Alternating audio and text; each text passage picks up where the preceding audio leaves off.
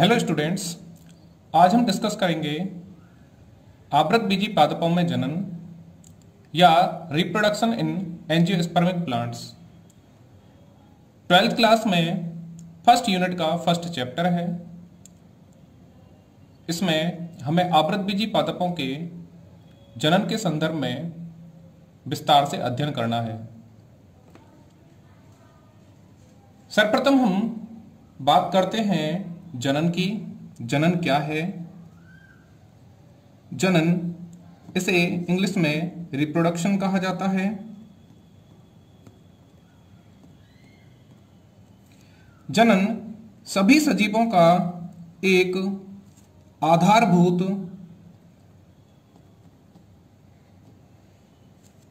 विशिष्ट गुण होता है।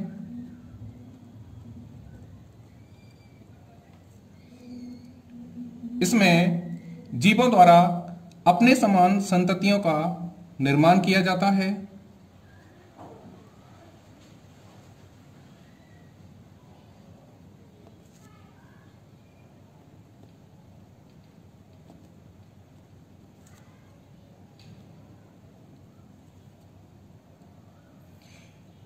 जनन पृथ्वी पर जीवों के अस्तित्व को बनाए रखने हेतु आवश्यक होता है। अर्थात जनन की आवश्यकता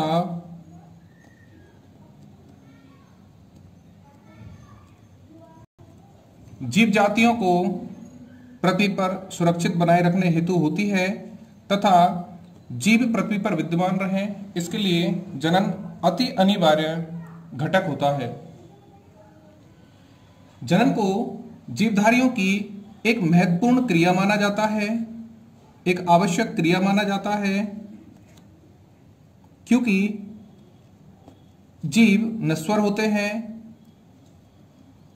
मॉर्टल होते हैं और एक निश्चित समय के पश्चात में जब अपना जीवन काल पूर्ण कर लेते हैं उसके पश्चात में ये मर जाते हैं। तो अपना जीवन काल संपूर्ण होने से पहले इनमें जनन का गुण पाया जाता है ताकि वे अपने समान जीव जातियों को या जीवधारियों को उत्पन्न कर सकें। यह एक शब्द आया है जीवन काल। जीवन काल को लाइफ स्पान कहा जाता है। जीवन काल से तात्पर्य है किसी भी जीव के जन्म से लेकर उसकी प्राकृतिक मृत्यु तक का समय या उसकी मृत्यु तक का समय जीवन काल कहलाता है। विभिन्न जीवों का जीवन काल भिन्न भिन्न होता है तथा यह एक दिन से लेकर हजारों वर्षों में हो सकता है।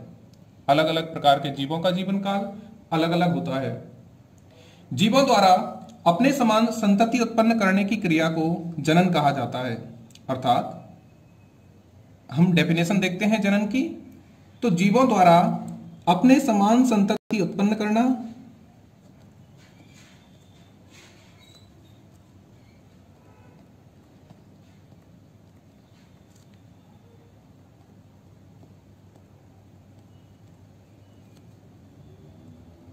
इसे जनन कहा जाता है।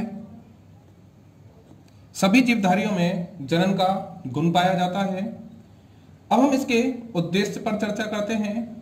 तो उद्देश्य के हिसाब से हम निम्न बिंदुओं पर चर्चा करते हैं। जनन का पहला उद्देश्य जाति की वृद्धि होता है।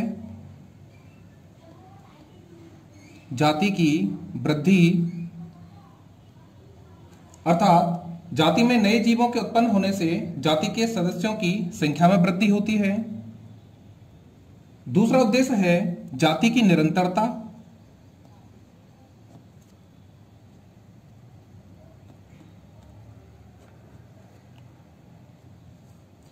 नई संतानों की उत्पत्ति के कारण पीढ़ी दर पीढ़ी जातियों में निरंतरता बनी रहती है। अगला उद्देश्य है समष्टि का संगठन। समष्टि को पॉपुलेशन कहा जाता है।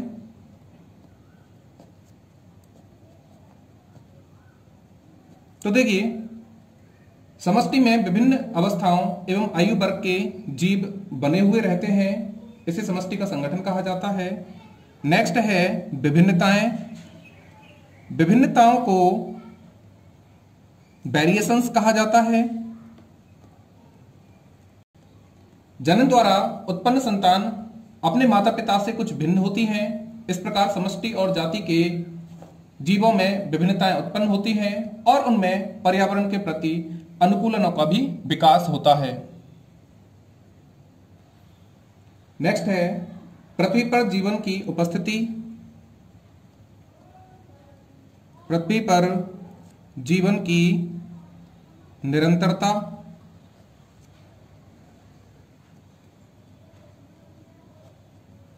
तो देखिए, जनन के कारण ही पृथ्वी पर जीवन का निरंतर गुणन, संख्या में वृद्धि तथा अवितरता बनी हुई रहती है।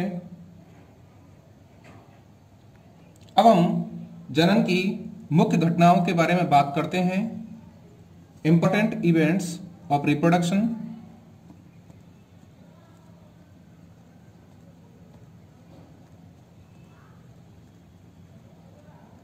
अर्थात जनन की मुख्य घटनाएं।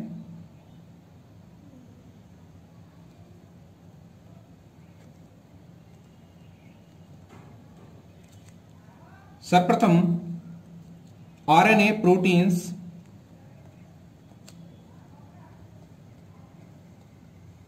तथा आवश्यक यौगिकों का संश्लेषण। आवश्यक यौगिकों का संश्लेषण। नेक्स्ट, डीएनए का रेप्लिकेशन। रेप्लिकेशन को प्रतिकृतियन कहा जाता है।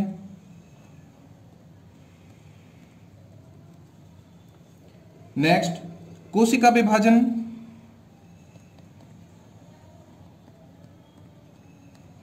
तथा कोशिकाओं की संख्या में वृद्धि होना, जिसको हम सेल ग्रोथ कह सकते हैं। नेक्स्ट, प्रजनन अंगों का निर्माण।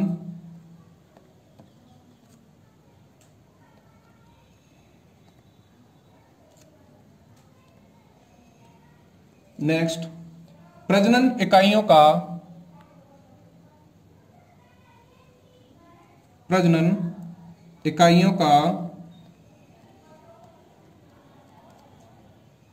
निर्माण एवं संयुग्मन। निर्माण तथा संयुग्मन। इसके पश्चात आता है नए जीव का निर्माण। नए जीवों का निर्माण तथा निरंतरता को बनाए रखना। जीवों के जीवन काल में 4 स्टेज पाई जाती हैं।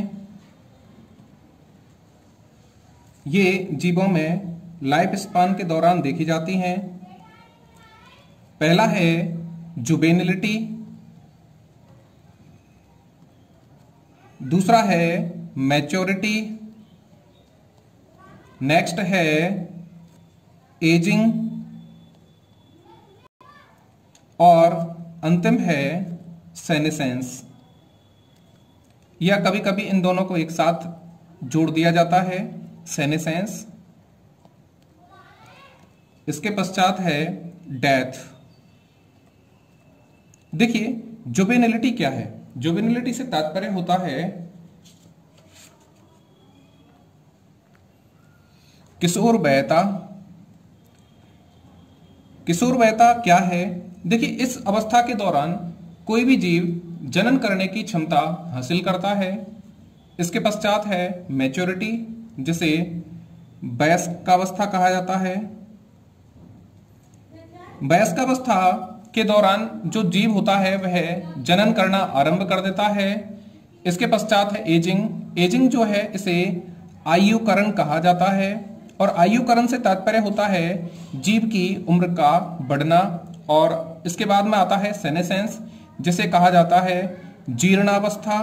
जीर्णावस्था से तात्पर्य होता है कि जैसे जैसे जीव की आयु की वृद्धि होती है उसके साथ साथ ही उसके जो शरीर के अंग होते हैं वह धीमे धीमे करके और कार्य करना कम कर देते हैं और एक स्थिति के पश्चात में इनमें कार्य करने की क्षमता बंद हो जाती है। और इसके पश्चात में अंतिम जो भाग आता है वह है डेथ। डेथ से तात्पर्य होता है समस्त मृत्यु और सभी प्रकार की जैविक क्रियाओं का रुक जाना ही मृत्यु कहलाता है। ये सारी चीजें या सारे जो स्टेज होते हैं वो किसी जीवधारी के जीवन काल में सामान्य तौर पर देखने को मिलते हैं। अब हम बात करते हैं पादपों के अंदर जनन की, जो कि हम आवृतबीजी पादपों में आज डिस्कस करने वाले हैं। तो सर्वप्रथम हम बात करेंगे आवृतबीजी पादपों के बारे में। पादपों में जनन, रिप्रोडक्शन इन प्लांट्स। पादपों में सर्वप्रथम जनन का अध्ययन संभवतः कैमेरेरियस ने किया। कैमेरेरियस, इन्होंने सर्वप्रथम पादपों में जनन का अध्ययन किया था, ऐसा माना जाता है।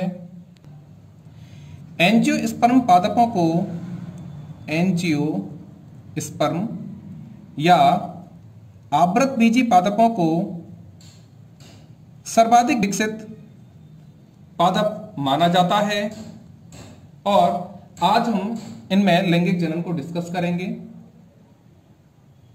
देखिए, पादप जो होते हैं आवृतबीजी प्रकार के, इनके जीवन चक्र में अस्पष्ट पीढ़ी एकांतरण पाया जाता है। अस्पष्ट पीढ़ी एकांतरण यहां देखने को मिलता है। पीढ़ी एकांतरण को अल्टरेशन ऑफ जनरेशन कहा जाता है। आवृतबीजी पादपों में यह अस्पष्ट प्रकार का होता है। इन पादपों के जीवन काल में दो प्रकार की अवस्थाएं देखने को मिलती हैं। पहली अवस्था को बीजाणुद्भिद कहा जाता है, बीजाणुद्भिद, और दूसरी अवस्था को युग्मकोद्भिद कहा जाता है। देखिए, बीजाणुद्भिद को इंग्लिश में स्पोरोफाइट, जबकि युग्मकोद्भिद को इंग्लिश में गैमेटोफाइट कहा जाता है।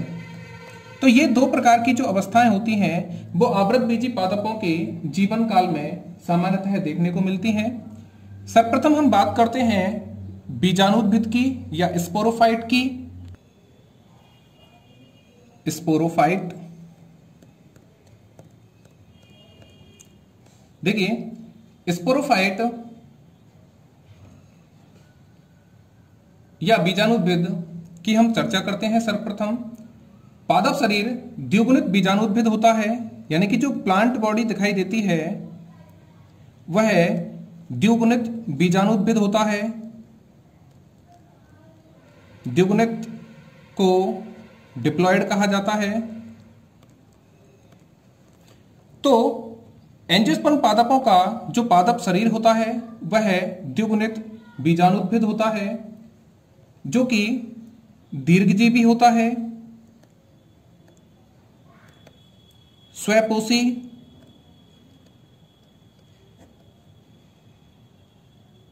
मूल, स्तंभ तथा पर्णों में विभेदित होता है,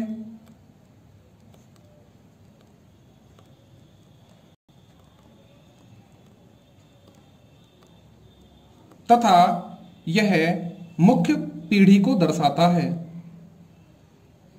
तो हमने देखा कि एंजियोस्पर्म पादपों में मुख्य पादप शरीर द्विगुणित बीजाणुद्भिद होता है और यह दीर्घजीवी अर्थात लंबे समय तक जीवित रहने वाला, स्वपोषी अर्थात स्वयं अपना पोषण प्राप्त करने वाला या भोजन स्वयं बनाने वाला, एवं इसके साथ साथ मूल, स्तंभ व पर्णों में विभेदित होता है, तथा इसके साथ साथ यह मुख्य पीढ़ी को भी दर्शाता है।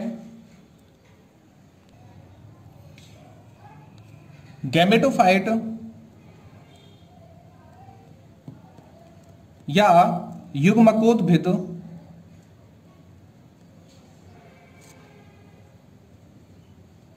इसकी दूसरी पीढ़ी को दर्शाता है।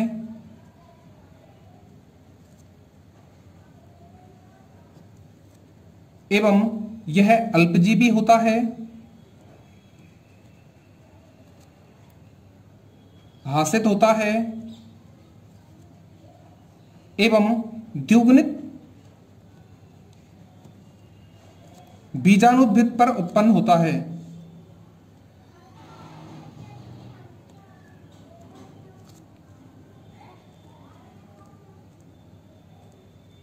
तो हमने देखा गैमेटोफाइट या युग्मकोद्भिद एंजियोस्पर्म पादपों की द्वितीय पीढ़ी को प्रदर्शित करता है।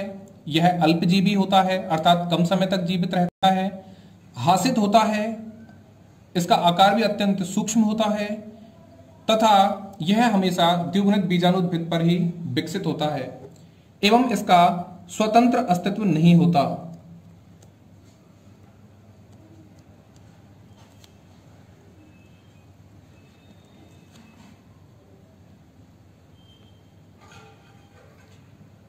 युग्मकोद्भिद की प्रत्येक कोशिका में N गुणसूत्र पाए जाते हैं, जबकि बीजाणुद्भिद की प्रत्येक कोशिका में 2N गुणसूत्र पाए जाते हैं। अब हम बात करते हैं इनके पीढ़ी एकांतरण की। द्विगुणित व अगुणित पीढ़ी आवृतबीजी पादपों के जीवन चक्र में एक दूसरे के पश्चात में आती रहती हैं। पीढ़ी एकांतरण इसे नाम दिया जा सकता है। आवृतबीजी पौधे सामान्यतः द्विगुणित होते हैं, अर्थात उनकी प्रत्येक कोशिका में गुणसूत्रों की संख्या 2N होती है और इस द्विगुणित अवस्था को स्पोरोफाइट कहा जाता है। आवृतबीजी पौधों की अगुणित पीढ़ी में गुणसूत्रों का केवल एक ही सेट पाया जाता है और एक सेट पाए जाने के कारण इसे अगुणित युग्मकोद्भिद कहा जाता है।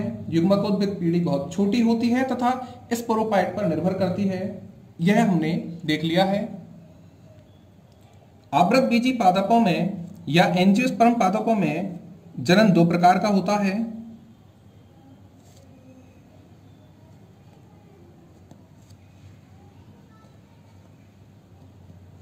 तो यहां पर दो प्रकार का जनन होता है।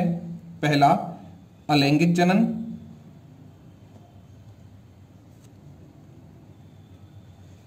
तथा दूसरा लैंगिक जनन। अलैंगिक जनन को एसेक्सुअल रिप्रोडक्शन कहा जाता है,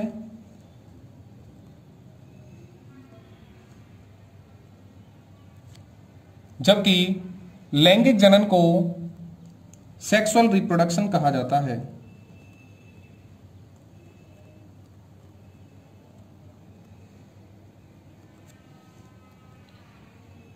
तो अब हम डिस्कस करते हैं सर्वप्रथम अलैंगिक जनन या एसेक्सुअल रिप्रोडक्शन।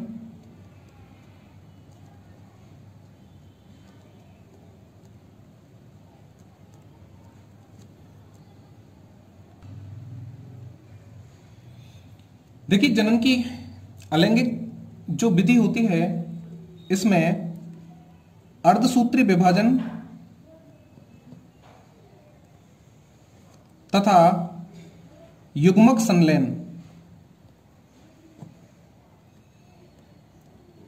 नहीं होता है, अर्थात एसेक्सुअल रिप्रोडक्शन या अलैंगिक जनन जनन की वह विधि है जिसमें अर्धसूत्री विभाजन नहीं होता। अर्धसूत्री विभाजन युग्मकों के निर्माण के लिए आवश्यक होता है तथा इसके अलावा इसमें युग्मकों का संलयन भी नहीं होता। इस कारण से अलैंगिक जनन को असंग जनन भी कहा जाता है। असंग जनन या एपोमिक्सिस कहा जाता है। अलैंगिक जनन में चूंकि एक ही जीव भाग लेता है,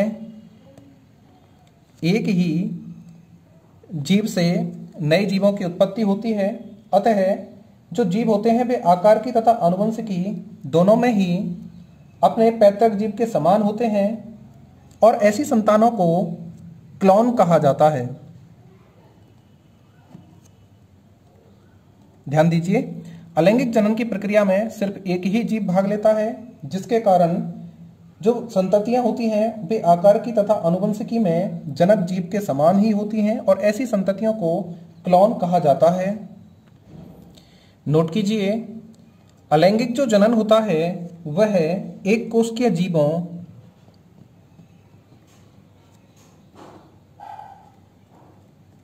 जैसे मोनेरंस तथा प्रोटिस्ट आदि में देखने को मिलता है। इसके अतिरिक्त पादपों में भी यह पाया जाता है। अलैंगिक जनन के मुख्य लक्षणों की यदि हम बात करें तो इसमें केवल एक ही जनक भाग लेता है, जिसमें केवल सूत्री विभाजन होता है, और सूत्री विभाजन होने के कारण अलैंगिक जनन को सोमैटोजेनिक जनन भी कहा जाता है, क्योंकि इसमें केवल सूत्री विभाजन ही भाग लेता है, इसमें अर्धसूत्रण की प्रक्रिया नहीं होती। अलैंगिक जनन में युग्मक निर्माण नहीं होता है, अतः इसे एगैमोजिनी या एगैमेटोजिनी भी कहा जाता है। मैं यहां इनको नोट कर देता हूं, चूंकि इसमें युग्मकों का निर्माण नहीं हुआ है इसलिए इसे एगैमोगोनी या एगैमेटोगोनी भी कहा जाता है, और कभी कभी इसे सोमेटोजेनिक रिप्रोडक्शन भी कहा जाता है। सोमेटोजेनिक रिप्रोडक्शन इसलिए कहा जाता है क्योंकि इसमें सिर्फ सूत्री विभाजन हो रहा है, इसमें निषेचन भी नहीं होता और जनन अंगों का विकास भी नहीं होता। अलैंगिक जनन में अगुणित तथा द्विगुणित पीढ़ियों का एकांतरण भी नहीं पाया जाता, और अलैंगिक जनन अत्यधिक तेजी से होता है। संतति एवं जनक में गुणसूत्रों की संख्या तथा संरचना एवं सभी जीन एक समान होते हैं। अलैंगिक जनन से उत्पन्न संतानों और वे जो इनके जनक होते हैं सभी आनुवंशिक संगठन तथा आकार में पूर्णतः समान होते हैं। तो ये कुछ बेसिक कैरेक्टरिस्टिक्स हैं जो हमने इसके साथ साथ में यहाँ पर डिस्कस किए हैं। अब अलैंगिक जनन से यदि हम लाभ की बात करते हैं तो देखिए, अलैंगिक जनन एक जनक द्वारा होता है, इसलिए जनन की संभावना इसमें हमेशा निश्चित रहती है, और अलैंगिक जनन से युग्मकों का निर्माण, निषेचन, भ्रूणीय विकास आदि की क्रियाएं नहीं होती, अतः जीवों में गुणन तेजी से होता है और जनन के लिए अधिक प्रयत्न नहीं करना पड़ता है। किंतु इसकी कुछ हानियां भी यहाँ पे होती हैं। अलैंगिक जनन द्वारा उत्पन्न संतानों का आनुवंशिक संगठन पीढ़ी दर पीढ़ी एक समान रहता है, जिससे संततियां निरंतर दुर्बल होती जाती हैं। इसके साथ साथ में पर्यावरण के प्रति अनुकूलन भी इनका कम होता चला जाता है। अब हम यहाँ डिस्कस करते हैं अलैंगिक जनन के प्रकारों की। तो एंजियोस्पर्म पादपों में अलैंगिक जनन के दो प्रकार यहां पाए जाते हैं। एंजियोस्पर्म्स में अलैंगिक जनन या एसेक्सुअल रिप्रोडक्शन के प्रकार।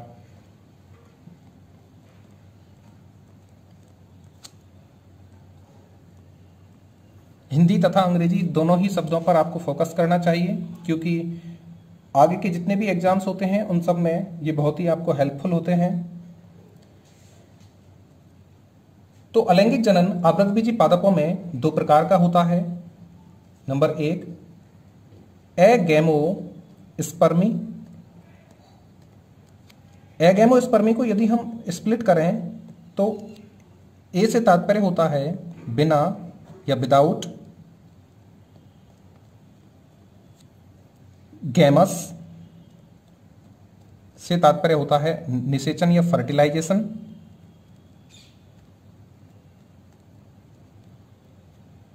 और तीसरा इसमें शब्द है स्पर्मा, जिसका तात्पर्य होता है सीड्स या बीज। हिंदी में इसे निषेक बीजता कहा जाता है। तो हम पहला प्रकार देख रहे हैं एगैमोस्पर्मी, जिसे एनिषेक बीजता कहा जाता है। इसमें प्रवर्धन हमेशा बीज द्वारा होता है। प्रवर्धन इसमें हमेशा बीज द्वारा होता है, किंतु बीजों के विकास में, यानी बीजों का जो विकास होता है, इसके दौरान अर्धसूत्री विभाजन यानी अर्धसूत्रण तथा युग्मकों का संलयन नहीं होता। संलयन नहीं होता। तो आपने देखा एंजियोस्पर्म पादपों में अलैंगिक जनन के जो प्रकार हैं उनमें पहला प्रकार है एगैमोस्पर्मी। एगैमोस्पर्मी शब्द जो है वह इन तीन शब्दों से मिलकर बना है। ए मतलब होता है बिना, गैमस इससे तात्पर्य होता है निषेचन, तथा स्पर्मा से तात्पर्य है बीज। हिंदी में इसे एनिषेक बीजता कहा जाता है। इस प्रकार के प्रवर्धन में ये इस प्रकार के जनन में जो इनका प्रवर्धन होता है, गुणन होता है, वह बीजों के द्वारा ही होता है, जो प्लांट्स होते हैं उनका। किंतु जो बीज होते हैं उनका विकास अर्धसूत्री विभाजन तथा युग्मकों के संलयन के द्वारा नहीं होता है। और दूसरा इसमें जो प्रकार आता है बी, वह है कायिक जनन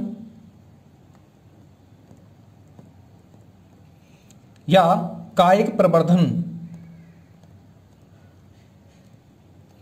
कायिक जनन को वेजिटेटिव रिप्रोडक्शन और कायिक प्रवर्धन को वेजिटेटिव प्रोपेगेशन कहा जाता है। तो देखिए कायिक प्रवर्धन क्या होता है। कुछ निम्न तथा उच्च श्रेणी के पादपों में मात्र पौधे के किसी कायिक भाग से नया पौधा बनता है। याद रखिए, पौधे के कायिक भाग,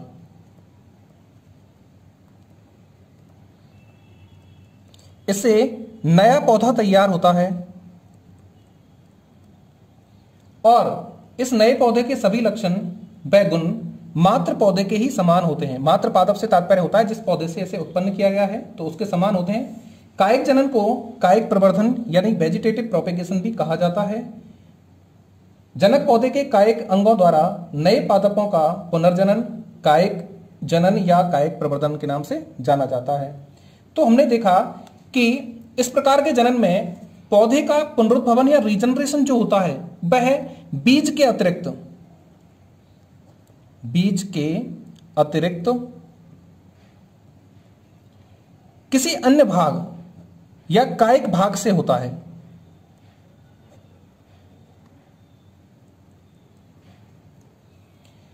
कायिक जनन के लिए उपयोग में लिए जाने वाले जो अंग होते हैं उन्हें प्रवर्ध या प्रोपेग्यूल कहा जाता है। तो प्रवर्ध या प्रोपेग्यूल क्या है?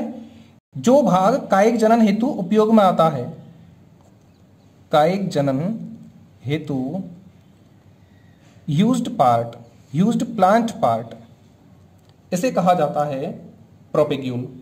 अब कायिक जनन दो प्रकार का होता है। पहला है प्राकृतिक कायिक प्रवर्धन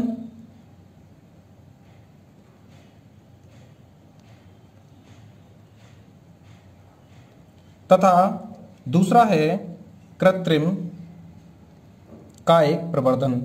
इसे नेचुरल वेजिटेटिव प्रोपेगेशन कहा जाता है, जबकि कृत्रिम कायिक जनन को या कायिक प्रवर्धन को आर्टिफिशियल वेजिटेटिव प्रोपेगेशन कहा जाता है।